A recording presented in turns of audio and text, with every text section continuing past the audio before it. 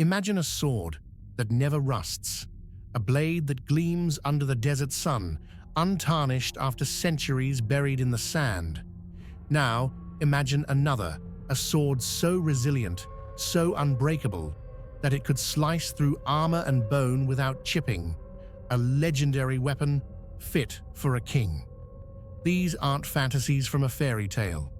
They are real, historical objects, and their existence has baffled scientists and historians for generations. In the ancient world, long before modern laboratories and electron microscopes, master smiths performed feats of metallurgy that we are only just beginning to understand. They created weapons with properties that seem to defy the very laws of nature, leaving behind mysteries locked in steel. Today, we're delving into two of history's most fascinating metallurgical puzzles. From the damp soil of Britain to the arid plains of India, we're on a quest to understand how ancient artisans achieved the impossible. We're talking about the rust-resistant Iron Pillar of Delhi, a monument that has stood defiant against corrosion for over 1,600 years. And we're examining the legendary swords of Damascus, blades of such legendary sharpness and strength that they were said to be able to cut a falling silk scarf in mid-air. Their secret was lost to time, a secret that, as we'll see, might have a surprising connection to a metal we associate with modern light bulbs, not ancient weaponry: tungsten. This is the story of ancient genius, lost knowledge, and the enduring quest to uncover the secrets of the past. In the complex of the Qutub Minar in Delhi, India, stands a silent sentinel to a forgotten empire.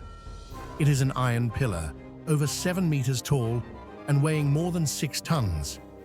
Inscriptions on its surface date it to the reign of King Chandragupta II, around 375 to 415 CE. It was likely erected to honor the Hindu god Vishnu, but its historical significance is overshadowed by its miraculous physical property.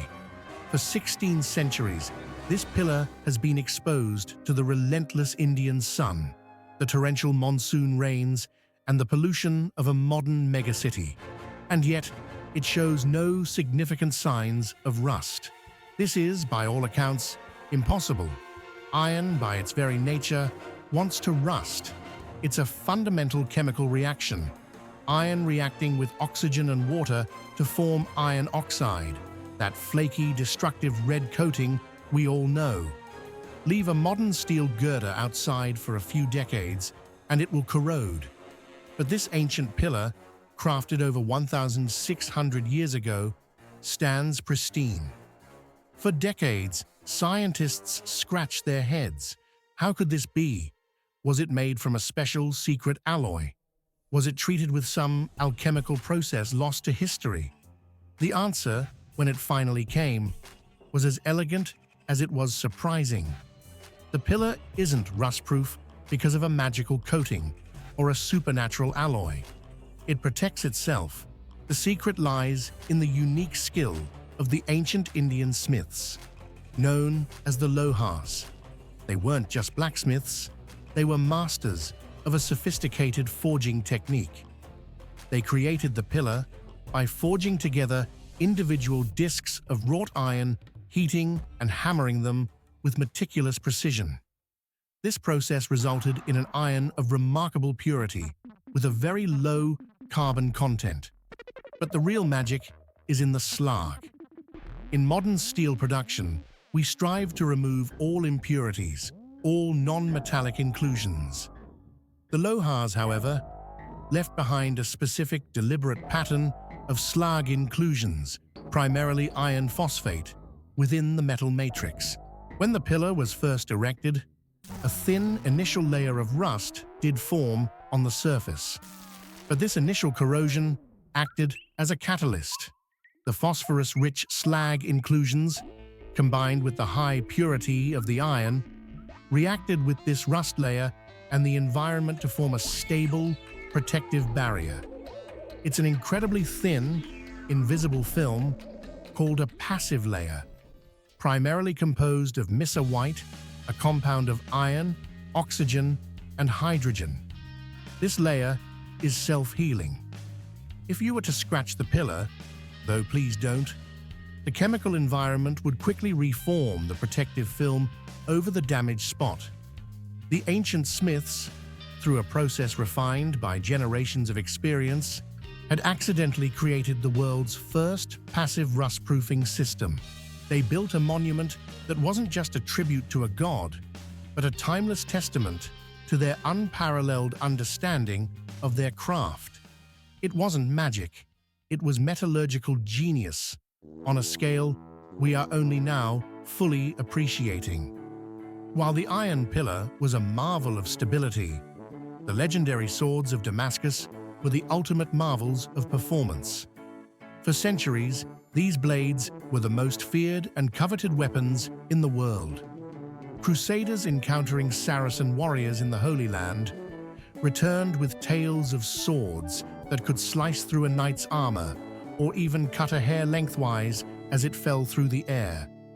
The blades were distinguished by a mesmerizing watery pattern on their surface, a wavy, rippling design that looked like damask silk, hence the name. But it wasn't just about beauty. A true Damascus sword was said to be flexible, yet unbreakably hard. It could hold a razor-sharp edge that would not dull even after brutal combat. The source of these incredible blades was a specific type of steel known as Wootz steel, which originated in India and Sri Lanka and was then shipped to Damascus, Syria, where the city's master smiths forged it into these legendary weapons.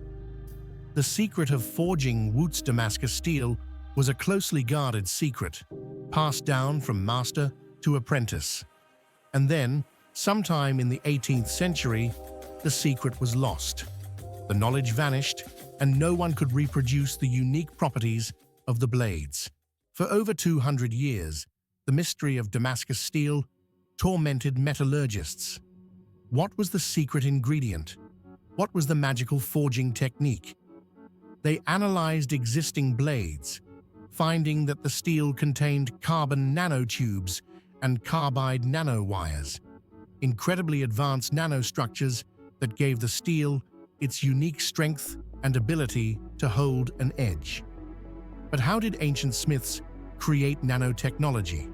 The answer seemed to lie in the raw material, Wootz steel. It was made in a crucible where iron was melted with specific leaves and other organic materials, introducing a high amount of carbon in a controlled way. This process created a steel ingot with a characteristic pattern of cementite, iron carbide bands. But the real secret was in the transformation. The smith had to heat the Wootz ingot to a very precise and surprisingly low temperature. A bright red heat, but not a yellow or white welding heat. They would then forge the steel at this specific temperature, using light, careful hammer blows. This delicate process caused the carbon in the steel to precipitate out in those microscopic tubes and wires, aligning themselves within the metal's structure. The beautiful surface pattern was simply a macroscopic reflection of this intricate microscopic architecture. The skill required was immense. A few degrees too hot, and the delicate carbon structures would dissolve, ruining the steel. A few degrees too cold, and the blade would crack. The smiths worked by eye, judging the temperature by the color of the glowing steel, a skill born of a lifetime of experience. The loss of this art was a tragedy, a severing of a direct line of knowledge that we are still trying to reconnect. This is where our story takes a fascinating and controversial turn. For decades, the accepted narrative was that the lost secret of Damascus steel was purely about the control of carbon and temperature. But a few years ago, a provocative theory emerged, suggesting there might be another, even more mysterious element at play: tungsten. Tungsten is a remarkable metal. In its pure form, it has the highest melting point of any metal.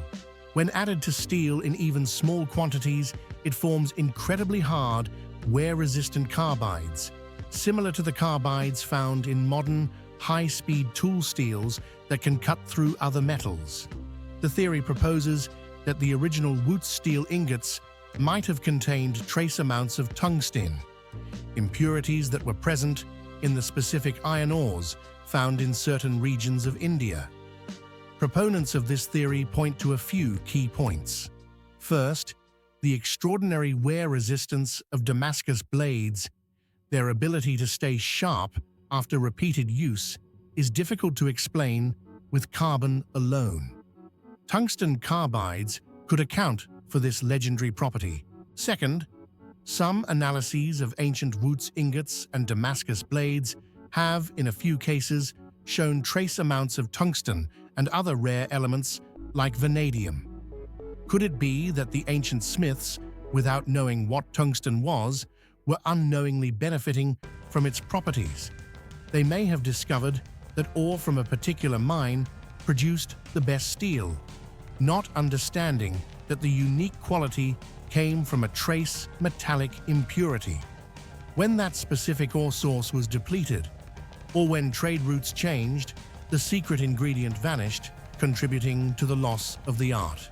The smiths continued their forging process, but the raw material was no longer the same. The magic was gone. It's important to note that this theory is not universally accepted.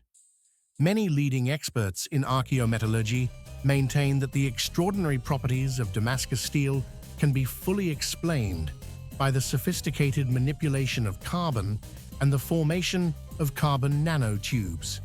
They argue that the trace elements found are incidental, not the primary cause of the blade's qualities. The debate itself is a perfect example of how the study of ancient technology is a living, evolving science. We are still piecing the puzzle together, and the tungsten theory adds a compelling, if unproven, layer of intrigue to one of history's greatest technological mysteries. The stories of the Iron Pillar and Damascus swords are more than just fascinating historical footnotes. They are powerful reminders of the sophistication of ancient science. These artisans were not primitive. They were the scientists and engineers of their time, operating with a deep, intuitive understanding of materials that was honed over generations. They didn't have textbooks or chemical formulas, but they had something equally powerful: meticulous observation, relentless experimentation, and a tradition of master-to-apprentice knowledge transfer that was the equivalent of our peer-reviewed research. These ancient mysteries challenge our arrogance. They force us to look at a simple iron pillar or a patterned sword blade with a sense of wonder and respect. They are monuments to human ingenuity, silent challenges from the past that ask us, what have we forgotten? And what can we still learn from the masters who came before us? If you're finding these insights valuable, make sure to subscribe to the channel. By hitting that subscribe button, you're not just supporting this work, you're ensuring you don't miss our future videos, where we'll continue to break down complex topics into clear, actionable ideas. Your subscription is the best way to build a library of knowledge together.